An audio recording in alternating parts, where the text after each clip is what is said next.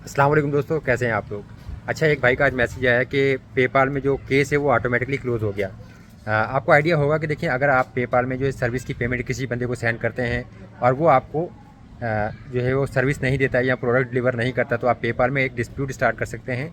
यानी कि आप पेपाल को एक तरीके से कंप्लेन कर सकते हैं कि जी मुझे सर्विस नहीं मिली, इस वजह से मुझे मेरा रिफ़ंड चाहिए। अब ये इन्होंने जो अपने किसी दोस्त को पेमेंट सेंड की थी, उसका जो अकाउंट का मसला बन गया, लॉगिन नहीं हो रहा था, फिर इन्होंने डिस्प्यूट कर दिया।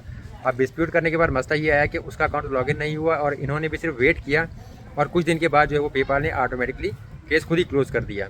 देखिए, जब आप केस स्टार्ट करते हैं तो पहले आप अगले बंदे को मैसेज करते हैं और फिर आपके पास वहाँ पे एस्केलेट इशू टू पेपाल का एक ऑप्शन होता है, आपने एस्केलेट करना होता है। उसके बाद जो है पेपाल उसको रिव्यू करता है और फिर वो देखता है कि पेमेंट आपको देनी है कि उस बंदे को। तो लाजमी जो है, अगर आप डिस्प्यूट स्टार्ट करते हैं तो उसके बाद उसको एस्केलेट लाजमी करें ताकि पेपाल उसको रिव्यू कर सके। शुक्रिया।